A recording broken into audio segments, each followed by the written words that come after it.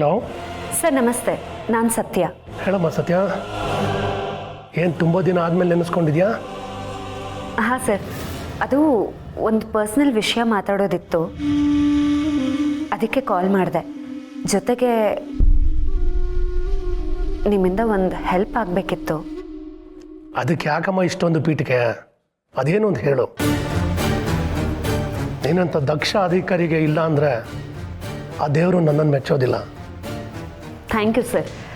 Sir, ಅದು ನಮ್ಮ ಮುನ್ಸ್ವಾಮಿ ಅವರಿದ್ದಾರಲ್ಲ, ಅವ್ರ ಮಗಳಿಗೆ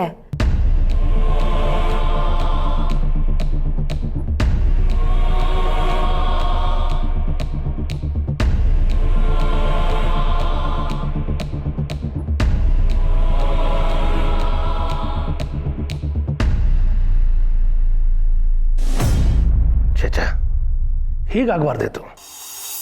ಪಾಪ ಮುನ್ಸ್ವಾಮಿ ತುಂಬ ಒಳ್ಳೆ ಮನುಷ್ಯ, ಯಾರ ತಂಟೆಗೂ ಹೋಗದೆ ಇರೋನು. ಅವ್ರಿಗೆ ಈ ವಯಸ್ಸಲ್ಲಿ ಇಂಥ ಸಂಗತಿ ಆಗಬಾರ್ದಿತ್ತು. ಹೌದು ಸರ್. ಅಷ್ಟೇ ಅಲ್ಲದೆ ಮುನ್ಸ್ವಾಮಿ ಅವರು ಇನ್ನೊಂದು ಕೆಲವು ತಿಂಗಳಲ್ಲೇ ರಿಟೈರ್ ಆಗ್ತಿದ್ದಾರೆ. ಈಗ ಈ ವಿಷಯ ದೊಡ್ಡದಾದರೆ ಅವರಿಗೂ ಹಿಂಸೆ ಮತ್ತು ಮಗಳ ಭವಿಷ್ಯನೂ ಹಾಳಾಗುತ್ತಲ್ವ ಸರ್? ಕರೆಕ್ಟ್ ಕಣಮ್ಮ. ಈಗೇನು ಮಾಡಬೇಕು ಅಂತಿದ್ಯಾ? ಅದನ್ನೇ ಹೇಳೋಣ ಅಂತ ಫೋನ್ ಮಾಡಿದೆ. ಮುನ್ಸ್ವಾಮಿ ಮತ್ತು ಅವ್ರ ಮಗಳ ಹಿತದೃಷ್ಟಿಯಿಂದ ಈ ವಿಷಯ ದೊಡ್ಡದಾಗದೇ ಇರೋ ಥರ ನೋಡ್ಕೊಳ್ಳೋಣ. ನಮ್ಮ ಲೆವೆಲಲ್ಲೇ ಇನ್ವೆಸ್ಟಿಗೇಷನ್ ಮುಗಿಸೋಣ, ನ್ಯಾಯ ಕೊಡ್ಸೋಣ. ಅದಕ್ಕೆ ನಿಮ್ಮ ಅನುಮತಿ ಮತ್ತು ಸಹಕಾರ ಬೇಕು ಸರ್. ಸರಿನಮ್ಮ. ನಮ್ಮ ಸ್ಟಾಫ್ ಅಂದರೆ ನಮ್ಮ ಫ್ಯಾಮಿಲಿ ಇದ್ದಂಗೆ. ಅವ್ರ ನೋವು ನಮ್ಮ ನೋವು ಕೂಡ. ಅವ್ರಿಗೆ ಈ ವಿಷಯದಿಂದ ಡ್ಯಾಮೇಜ್ ಆಗುತ್ತೆ ಅನ್ನೋದಾದರೆ ಈ ವಿಷಯನ ದೊಡ್ಡದಾಗೋಕ್ಕೆ ಬಿಡೋದೇ ಬೇಡ. ಯು ಕ್ಯಾನ್ ಪ್ರೊಸೀಡ್ ಸತ್ಯ. ಮುನ್ಸ್ವಾಮಿಗೆ ಅವ್ರ ಫ್ಯಾಮಿಲಿಗೆ ಯಾವ್ದು ಒಳ್ಳೇದಾಗುತ್ತೆ ಅನ್ನೋದು ನಿನಗೆ ಚೆನ್ನಾಗಿ ಗೊತ್ತಿರುತ್ತೆ. Thank you sir. ಹಾಗೆ ನಿಮಗೆ ಗೊತ್ತಿರೋ ಯಾವುದಾದ್ರೂ ಒಳ್ಳೆ ಲಾಯರ್ನ ಸಜೆಸ್ಟ್ ಮಾಡ್ಬೋದಾ? ಖಂಡಿತ ಸತ್ಯ. ನನಗೆ ಗೊತ್ತಿರೋ ಒಬ್ಬ ಲಾಯರ್ ಇದ್ದಾರೆ, ಮೋಸ್ಟ್ ಎಫಿಷಿಯೆಂಟು. ಅವ್ರನ್ನ ಕಾಂಟ್ಯಾಕ್ಟ್ ಮಾಡಿಸ್ತೀನಿ. ಯಾರು ಸರ್ ಅವರು? ಹೆಸರು ಪ್ರಕೃತಿ ಭಾರದ್ವಾಜ್ ಅಂತ. ನೀವು ಅವ್ರ ಹೆಸರನ್ನು ಕೇಳಿರ್ತೀರಾ? ಎಸ್ ಸರ್, ಕೇಳಿದ್ದೀನಿ. ಅವ್ರನ್ನ ಭೇಟಿ ಮಾಡಿ ನಾನು ಹೇಳಿದೆ ಅಂತ ಹೇಳಿ. ಅವ್ರು ತೊಗೊಂಡಿರೋ ಕೇಸ್ಗಳು ಇದುವರೆಗೂ ಸೋತಿಲ್ಲ. ಶೋರ್ ಸರ್, ನಂಬರ್ ಸೆಂಡ್ ಮಾಡಿ. ಕಳಿಸ್ತೀನಮ್ಮ. All the best. ಈ ಕೇಸನ್ನು ನೀವೆಷ್ಟು ಸೀರಿಯಸ್ ಆಗಿ ತೊಗೊಂಡಿದ್ದೀರಾ ಅಂತ ನಿಮ್ಮ ಮಾತಿನಲ್ಲೇ ಗೊತ್ತಾಗ್ತಿದೆ. ತಪ್ಪು ಮಾಡಿದವ್ರನ್ನ ಬಿಡಬೇಡಿ, ಶಿಕ್ಷೆ ಕೊಡಿಸಿ. Yes sir, thank you. ನೀವೆಷ್ಟು ಸಹಕಾರ ಕೊಟ್ರಲ್ಲ ಅಷ್ಟು ಸಾಕು. ಅವ್ರು ಯಾರೇ ಆಗಿದ್ರೂ ಹುಡುಕಿ ಹಿಡಿತೀನಿ.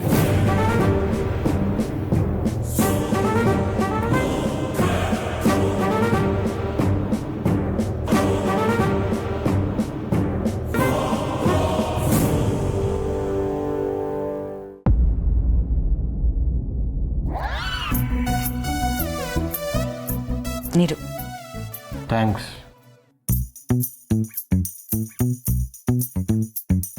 ಫ್ಯಾನ್ ಆನ್ ಮಾಡೋಣ ಅಂದರೆ ಕರೆಂಟ್ ಬೇರೆ ಇಲ್ಲ.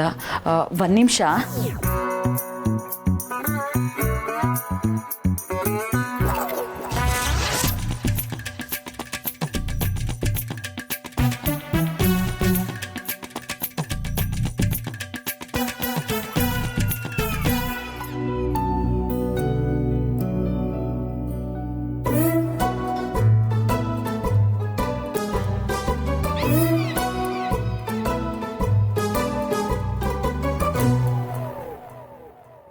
ವಾವ್, ಎಷ್ಟು ತಿಂಗಳಾದ್ಮೇಲೆ ನಾವಿಬ್ರು ಈ ಥರ ಒಟ್ಟಿಗೆ ಇದ್ದೀವಿ ಬಾಲ.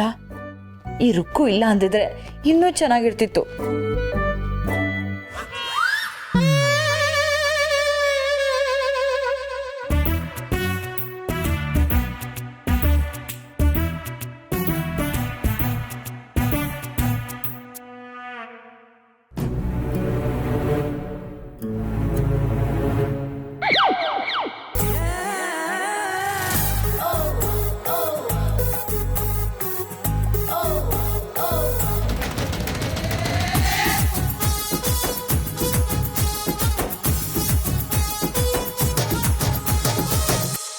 ಉರ್ಕೋತಾ ಇದ್ದೇನೆ, ಚೆನ್ನಾಗಿ ಉರ್ಕೋ.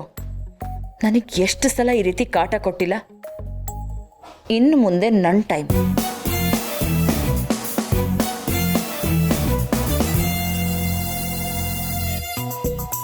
ಬಾಲ ಸುಮ್ಮನೆ ಇದ್ದಾನೆ ಅಂದರೆ ಇವನಿಗೆ ಗಾಳಿ ಬೀಸ್ತಾ ಇರೋದು ಇಷ್ಟ ಆಗ್ತಾ ಇದೆ. ನನ್ನನ್ನು ನಿಧಾನವಾಗಿ ಒಪ್ಕೋತಾ ಇದ್ದಾನೆ ಅನ್ಸುತ್ತೆ. ಆದರೆ ಇನ್ನು ಮುಂದೆ ಇವಳಿಗೆ ಹೀಗೆ ಉರಿಸ್ತಾ ಇರ್ಬೋದು.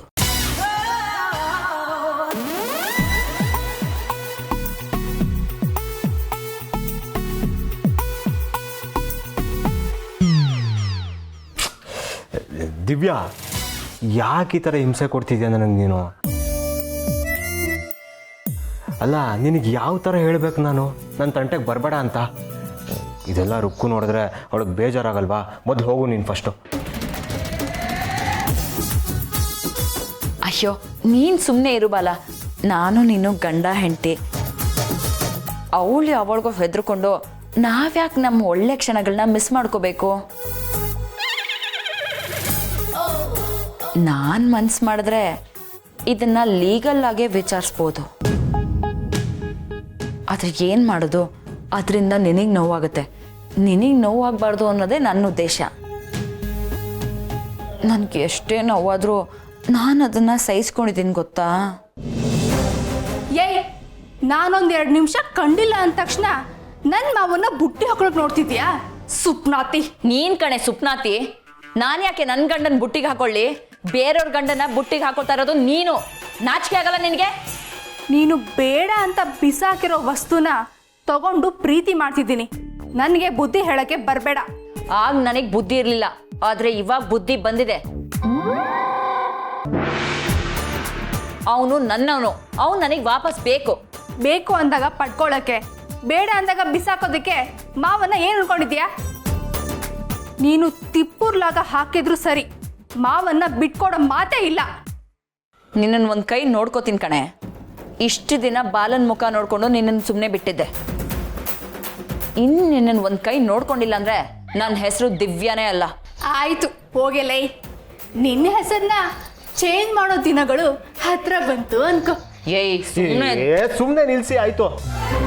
ರುಕ್ಕು, ಅವಳು ಎಂಥವಳು ಅಂತ ಗೊತ್ತಿದ್ರು ಅವಳಿಗೆ ಬಾಯಿ ಕೊಡ್ತಿಲ್ಲ ನೀನು.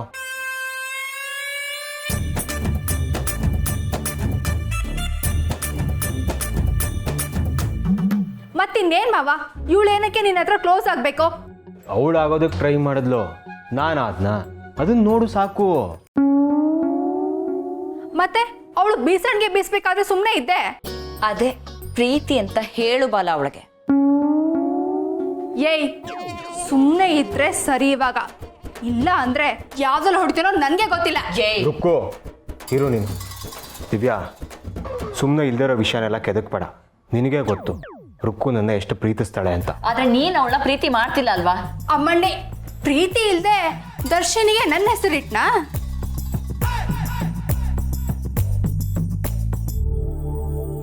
ರುಕ್ಕು, ಸಾಕು ನಿಲ್ಸು. ಹೋಗು, ರೆಡಿಯಾಗು, ದರ್ಶನಿಗೆ ಹೋಗೋಣ. ಸರಿ ಮಾವ, ಇವಳ ಹತ್ರ ಮಾತಾಡಿದ್ರೆ ಸುಮ್ಮನೆ ಟೈಮ್ ವೇಸ್ಟು.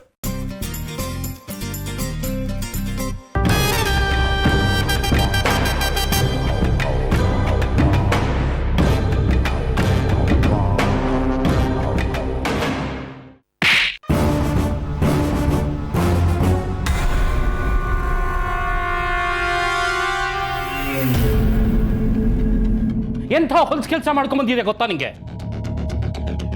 ಇಂಥ ದರಿದ್ರ ಕೆಲಸ ಮಾಡ್ಕೊಂಬಂದು ನನ್ನ ಮುಂದೆ ನಿಂತ್ಕೊಂಡಿದೆಯಲ್ಲ, ನಾಚಿಕೆ ಆಗಲ್ಲ ನಿನ್ಗೆ? Are you out of your senses? Sorry dad, ಅದು ಬೈ ಮಿಸ್ಟೇಕ್ ಆಗಲ್ಲ ಹರ್ಷಿತ್. ಬೈ ಮಿಸ್ಟೇಕ್ ಆಗಲ್ಲ, ಬೈ ಚಾನ್ಸ್ ಆಗುತ್ತೆ. ಈ ವಿಷಯ ಏನಾದ್ರೂ ಹೊರಗಡೆ ಹೋದ್ರೆ ಏನಾಗುತ್ತೆ ಗೊತ್ತಾ ನಿನಗೆ? ನಾನು ಇಷ್ಟು ವರ್ಷ ಕಾಪಾಡ್ಕೊಂಬಂದಿದ್ದ ಘನತೆ ಗೌರವ ಎಲ್ಲ ಮಣ್ಣು ಪಾಲಾಗುತ್ತೆ. ಇಡಿಯಟ್! ಡ್ಯಾಡ್, ಇವಾಗ ನೀವೇ ನನ್ನನ್ನು ಕಾಪಾಡಬೇಕು. ಹೀಗೆ ಹೇಳಕ್ ನಾಚಿಕೆ ಆಗಲ್ವಾ ನಿನಗೆ? ಒಂದು ವೇಳೆ ಆ ಹುಡುಗಿ ನಿನ್ನನ್ನು ಐಡೆಂಟಿಫೈ ಮಾಡಿ ಪೊಲೀಸ್ ಸ್ಟೇಷನ್ಗೆ ಹೋಗಿ ಸ್ಟೇಟ್ಮೆಂಟ್ ಕೊಟ್ರೆ ಏನಾಗುತ್ತೆ ಹೇಳು? ಅಲ್ಲಿಗೆ ಮುಗೀತು ಕಥೆ. ಜೀವನ ಆದ್ಮೇಲೆ ಒಂಚೂರು ಲಂಗು ಲಗಾಮು ಇರಬೇಕು. ಮಾಡಬಾರ್ದು ಮಾಡಿದ್ರೆ ಆಗ್ಬಾರ್ದೇ ಆಗುತ್ತೆ, ಮರಿಬೇಡ. ಮೊದಲೇ ಎದುರಿದೀನಿ ಡ್ಯಾಡ್, ಇನ್ನಷ್ಟು ಎದುರಿಸ್ಬೇಡಿ. ನನ್ನ ಗೌರವಕ್ಕೆ ಮಸಿ ಬೆಳೆಯೋ ಕೆಲಸ ಮಾಡಿದ್ಯಾ? ಈಗ ಆಗಿದ್ದಾಗೋಯ್ತು, ಹಿಂಗೆ ಬೈತಾ ಇರ್ತಾರಲ್ಲ, ಏನಾದ್ರು ಮಾಡ್ತಿರೋ? ಈ ಆಟಿಟ್ಯೂಡೇ ಬೇಡ ಅಂತ ಹೇಳ್ತಿರೋ ಹರ್ಷಿತ್, ಇದನ್ನೇ ಬೇಡ ಅಂತ ಹೇಳ್ತಾ ತಪ್ಪು ಮಾಡಿದ್ಯಾ ಅದನ್ನು ಒಪ್ಕೋ, ನೆನಪಿರ್ಲಿ ನಿನಗದು. ಈಗ ತಪ್ಪು ಮಾಡೋದು ಮಾಡ್ಬಿಟ್ಟು ಈಗ ಬಂದು ನನ್ನ ಮುಂದೆ ಏನಾರು ಮಾಡಿ ಅಂತ ಹೇಳಿದ್ರೆ ನಾನು ಏನ್ ಮಾಡ್ಲಿ? ಈಗೇನು? ಆಯ್ತು ಆಯ್ತು, ಮತ್ತೆ ಏನು ಎಡವಟ್ಟು ಮಾಡ್ಕೊಳಕ್ ಹೋಗ್ಬೇಡ.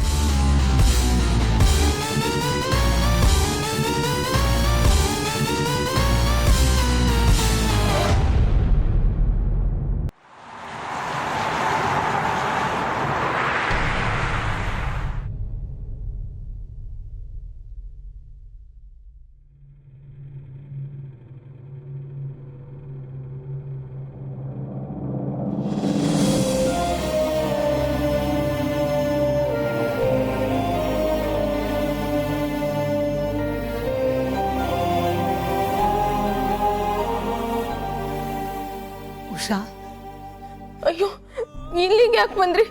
ಹೋಗಿ ಹೋಗಿ. ಅಕ್ಕ, ಇವಳು ತುಂಬಾ ಮನ್ಸಿಗೆ ಹಚ್ಕೊಂಡಿದ್ದಾಳೆ ಅನ್ಸತ್ತೆ.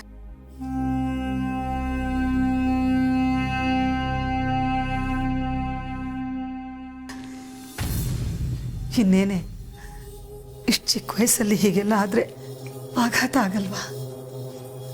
ಇಲ್ಲಿಂದ ಹೋಗಿ ಅಂತ ಹೇಳ್ದೆ ತಾನೆ. ಹೋಗಿ, ದಯವಿಟ್ಟು ಹೋಗಿ. ಉಷಾ, ನಾವು ನಿನಗೆ ತೊಂದರೆ ಕೊಡಕ್ಕೆ ಬಂದಿಲ್ಲಮ್ಮ, ನಿನ್ನನ್ನು ಮಾತಾಡ್ಸ್ಕೊಂಡು ಹೋಗೋಣ ಅಂತ ಬಂದಿದ್ದೀವಿ. ಹೌದಮ್ಮ ಉಷಾ, ನಮ್ಮ ಮಾತು ಕೇಳು, ಕಣ್ಬಿಟ್ಟು ನೋಡಮ್ಮ. ನಾನ್ ಕಣ್ಬಿಡಲ್ಲ, ನನ್ ಯಾರ ಮಾತು ಕೇಳಲ್ಲ. ಹೋಗಿ.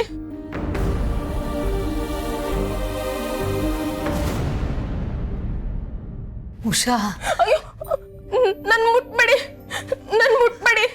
ಇಲ್ಲಿಂದ ಹೋಗಿ, ನನ್ ಬಿಟ್ಬಿಡಿ. ಉಷಾ, ಒಂದ್ಸಲ ಕಣ್ಬಿಟ್ಟು ನೋಡು, ಕಣ್ಬಿಟ್ಟು ನೋಡಮ್ಮ.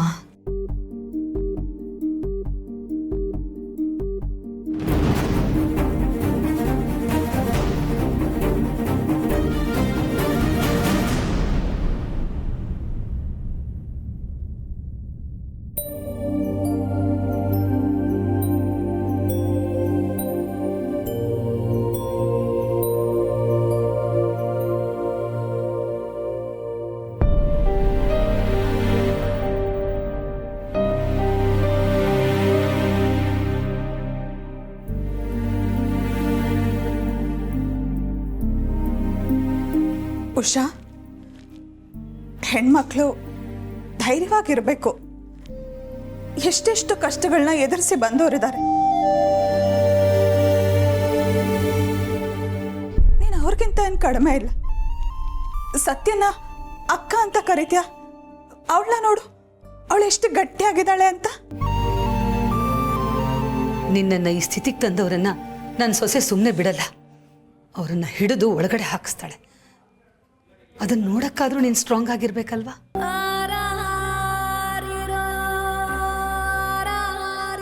ನೋಡು, ನಿನ್ಗೋಸ್ಕರ ಮನೆಯಿಂದ ತಿಂಡಿ ಮಾಡ್ಕೊಂಡು ಬಂದಿದ್ದೀವಿ, ಸ್ವಲ್ಪ ತಿನ್ನು.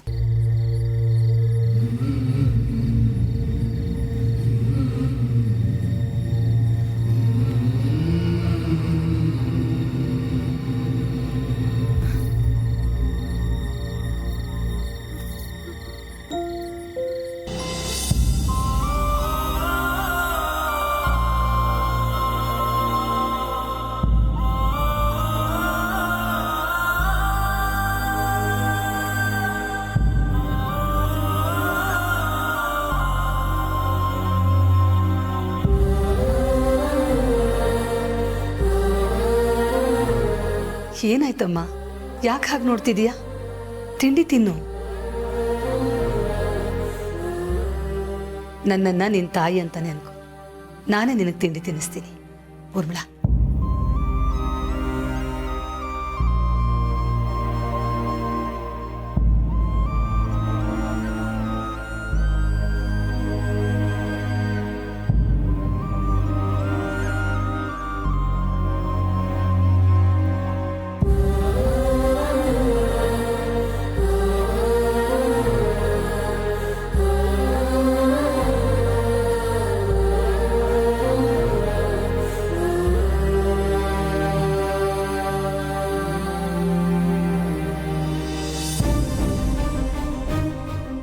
ತಿಂದಾದ್ಮೇಲೆ ಸ್ನಾನ ಮಾಡಿ ಬಟ್ಟೆ ಬದಲಾಯಿಸು.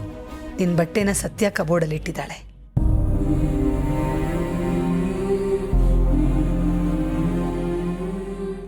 ಫ್ರೆಶ್ ಆದರೆ ನಿನ್ನ ಮನಸ್ಸಿಗೂ ಸ್ವಲ್ಪ ನೆಮ್ಮದಿ ಸಿಗುತ್ತೆ. ಸರಿನಾ? ತಗೋ.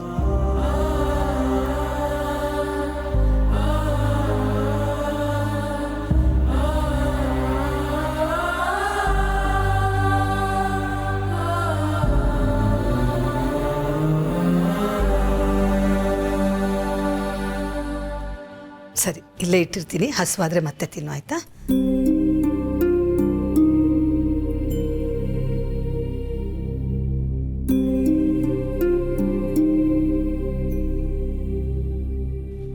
ನಾವಿನ್ನು ಬರ್ತೀವಿ, ಹುಷಾರು.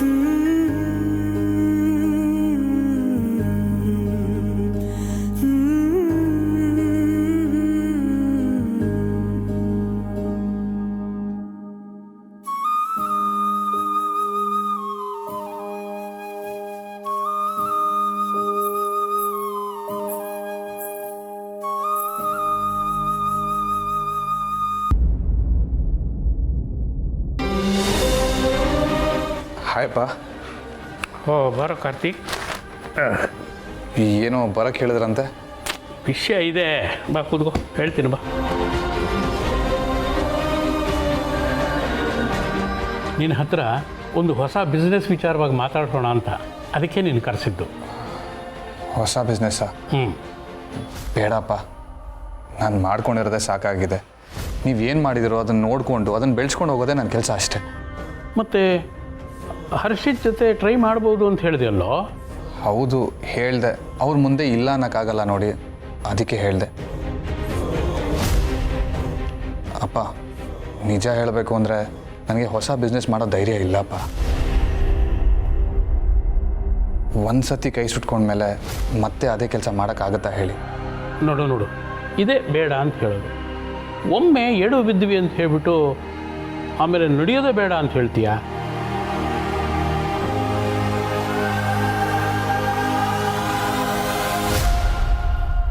ನೋಡು ಕಾರ್ತಿಕ್, ಇನ್ನೊಮ್ಮೆ ಎಡವಲ್ಲ ಬೀಳಲ್ಲ ಅಂತ ನಾವೇ ತೀರ್ಮಾನ ಮಾಡಿಕೊಂಡು ಹುಷಾರಾಗಿ ಹೆಜ್ಜೆ ಇಡಬೇಕು.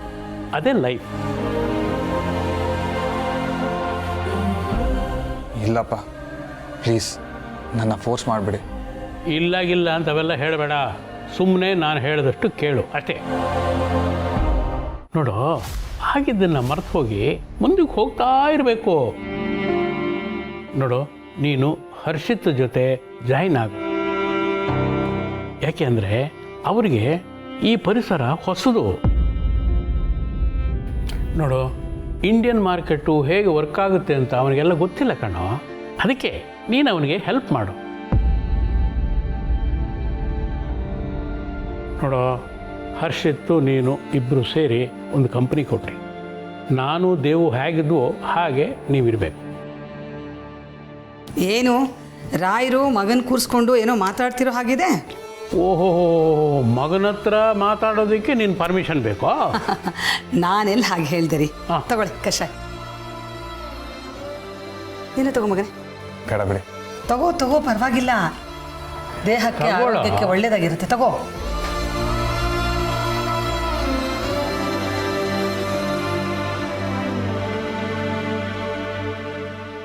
ಸೀತಾ, ಹರ್ಷಿತ್ದು ಅಮೆರಿಕಾದಲ್ಲಿದೆ ಕಂಪನಿ, ಅದನ್ನು ಇಲ್ಲಿಗೆ ಶಿಫ್ಟ್ ಮಾಡಬೇಕು ಅಂತ ಅವನ ಆಸೆ. ಅದಕ್ಕೆ ಇವನನ್ನು ಅದಕ್ಕೆ ಪಾರ್ಟ್ನರ್ ಮಾಡಬೇಕು ಅಂತ ನನ್ನ ಮತ್ತು ದೇವು ಆಸೆ. ಅದರ ಬಗ್ಗೆನೇ ಮಾತಾಡ್ತಾ ಇದ್ದೆ.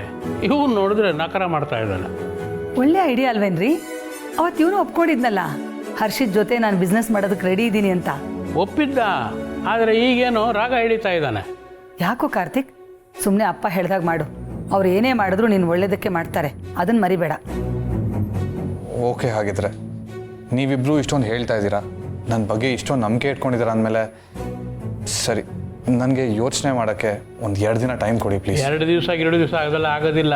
ನೋಡು, ಇವತ್ತು ಹರ್ಷಿತ್ತು ರಾತ್ರಿ ಡಿನ್ನರ್ ಪಾರ್ಟಿ ಇಟ್ಕೊಂಡಿದ್ದಾನೆ. ಅಲ್ಲಿಗೆ ಹೋಗ್ಬಿಟ್ಟು ಇಬ್ಬರು ನೀಟಾಗಿ ಮಾತಾಡಿಕೊಂಡು ಒಪ್ಪಿಕೊಂಡು. ಸರಿಯಪ್ಪ, ನೀವು ಹೇಗೆ ಹೇಳ್ತೀರೋ ಹಾಗೆ.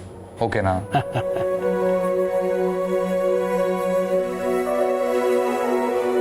ನೋಡಿದ್ಯಾ ಸೀತಾ, ನನ್ನ ದೇವು ಸ್ನೇಹ ನಿಂತ ನೀರಾಗಲಿಲ್ಲ, ಅದು ಹರ್ಕೊಂಡು ಹೋಗ್ತಾ ಇದೆ. ಅಲ್ವಾ? ದೇವಣ್ಣ ಬಂದಮೇಲೆ ನಿಮ್ಮನ್ನು ನೋಡೋದೇ ಒಂದು ಖುಷಿ ಕಣ್ರಿ.